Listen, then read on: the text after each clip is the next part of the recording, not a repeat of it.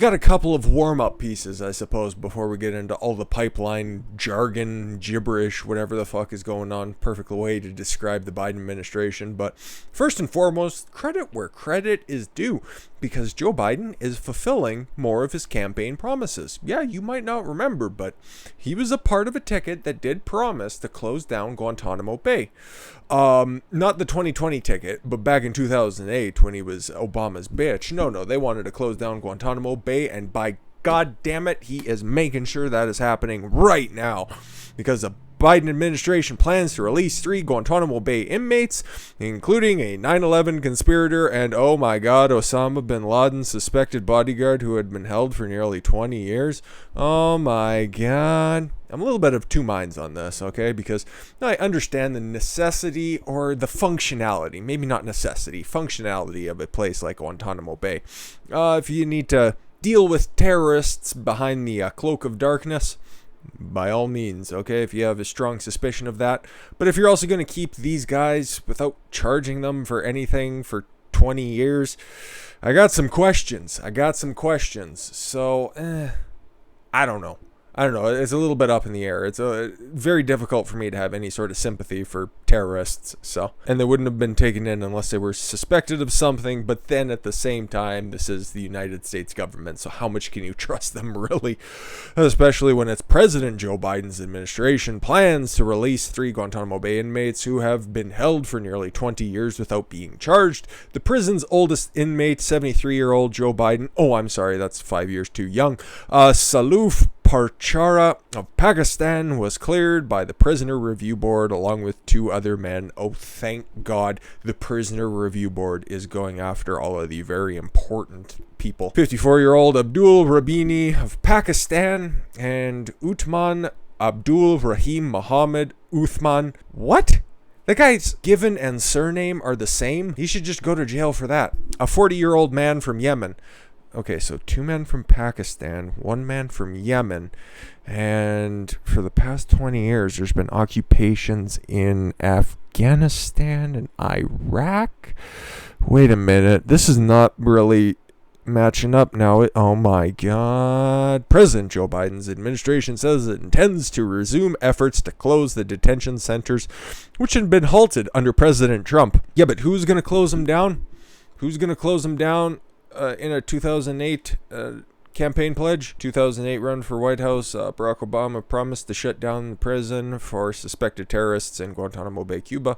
And in his second full day as president, he issued an executive order to close within a year. 8 years later, that has not happened, though the number of people in prison there has dropped from 242 to 55, and it's going to be 3 fewer than that, so a lucky number, 52. Yeah, and that was all a part of the regime that is, well, back in power now, and that wizened old warhawk is, I guess, just in a little bit larger of an office. Can't really say he's in control anymore, but these are the guys who are going to be hitting the streets later. Right here, you got Safua Pachar. Feeling cute, might blow up buildings later. But you know what? Goddamn, he's actually looking not that bad for being in Guantanamo Bay and being 73 years old. Like, I got these motherfuckers on a pretty decent diet and exercise regime. Not a very good barber that's employed over there, but you know what? Hey, they're closing up shop. They got to cut corners where they can, especially with prison inmates. But here's about the dumbest thing I seen come out of the White House today, and that's saying quite a lot. White House says Donald Trump did nothing constructive for Middle East peace. Whew, that is, wow. How do you make that claim? How do you make that? I would love to see their logic on this, but this is one of the biggest bold-faced lies that I could possibly think of. White House Press Secretary Jan Psaki argued Tuesday that former President Donald Trump did not help bring peace to the Middle East, even as historic violence has erupted between Israel and Palestine under President Joe Biden's administration. Aside from putting forward a peace proposal that was dead on arrival, oh, what a dismissive cunt. Fuck you for even saying that. Does she even remember the countries that were signing on to the Abraham Accords? United Arab Emirates, Bahrain, Serbia and Croatia's little deal off to the side. There was a whole bunch of good stuff going on in the Middle East, and for her to just hand wave it away is not too dissimilar from what her character is, but at the same time, fuck you for being just such a dismissive bitch on this one. We don't think they did anything constructive, really, to bring an end to the long-term conflict in the Middle East.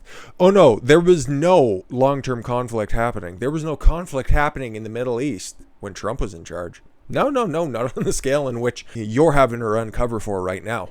At least, Psaki reacted to the reporter's mention of Trump administration's Abraham Accords that worked to normalize relations between Arab nations and Israel for the first time in a generation. Diplomatic efforts of Trump administrations in the region with Israel and the Middle Eastern countries were widely celebrated as a success, as they should have been, and it resulted in 2 Nobel Peace Prize nominations. But at the same time, Joe Biden has got one for merely existing. And who gives a fuck about the Nobel Peace Prize, really? Last week, Trump issued a statement attributing the surge of violence in the region as a sign of Biden's weakness and failure to support Israel. When I was in office, we were known as the peace presidency because Israel's adversaries knew that the United States stood strongly, very strongly with Israel, and there would be swift retribution, the likes of which they've never seen, if Israel was attacked, said Trump. But Psaki stuck a cock in her mouth and said, I would say that we're not following the same tactics as the previous administration. That right there is her saying the quiet part out loud. The Biden administration, she said, restored foreign aid from the United States to the Palestinians that Trump cut during his presidency in 2018. Once again, not following the successful tactics of Trump in the Middle East. And what do you get? This exact same result. Biden also supported a 2-state solution, Psaki said, except the Palestinians and Hamas. They don't want that. They've never wanted that. It's been offered in like 94. Yasser Arafat turned them down flat. Which she argued will be the only way for a long-term peaceful solution between Israelis and Palestinians. Why are we listening to this fucking bitch who doesn't know a goddamn thing? But she's there, she's important, because she's a woman, right? That's the go-to answer, right? When you're in the White House, the administration. Oh, what is this specific department doing? Well, Biden's nominated a woman to lead it. Don't give any substance because we don't have any. We don't even understand how natural resources work. That's why now we're going to be getting into the pipeline gimmicks. Because the 19 states who sued Biden's administration, the White House administration, the Biden-Harris administration, whoever's pulling the strings, he's the fucking chia pet hat hair having motherfucker figurehead. He's the one in charge, so he's the one who has to shoulder the fucking burden on this one. They were the 19 states that came forth after they would be the ones who would be directly affected by the cancellation of the Keystone XL Pipeline, once again further securing the fact that the United States would be an independent energy country for the first time in their life and the chief exporter, one of the biggest exporters in the entire world of natural resources. And Biden thought, no, that's stupid. What? We're running out of gas a couple months later? What happened? So those 19 states urged Biden to reinstate Keystone XL Pipeline after Colonial Pipeline hack. 19 GOP-led states called on President Joe Biden to reinstate the Keystone XL Pipeline following a ransomware attack that shut down the Colonial Pipeline for several days, triggering gas shortages and a spike in prices that we will be feeling for a very, very, very long time. The coalition of states, led by Montana Attorney General Austin Knudsen, I think it's Knudsen. Normally you don't pronounce the K, but who knows? It's Montana. It could be different. Could be just somebody who lives in a tree. Said the administration needs to reinstate construction on the Keystone Pipeline, which would stretch from the Gulf Coast to Canada. Yeah, Fort McMurray to transfer all the refined oil sands products, and then it would go down, and yes, it would link up eventually. All of the infrastructure is already built on the northern side of the border, so we just got dead pipe in the ground right now. Fucking cocksucker. After Biden issued an executive order halting the project early on in his presidency, first or second day, so the order drew considerable condemnation from Republicans and industry groups who argued that tens of thousands of jobs would be lost. 11,000 were immediately scrapped.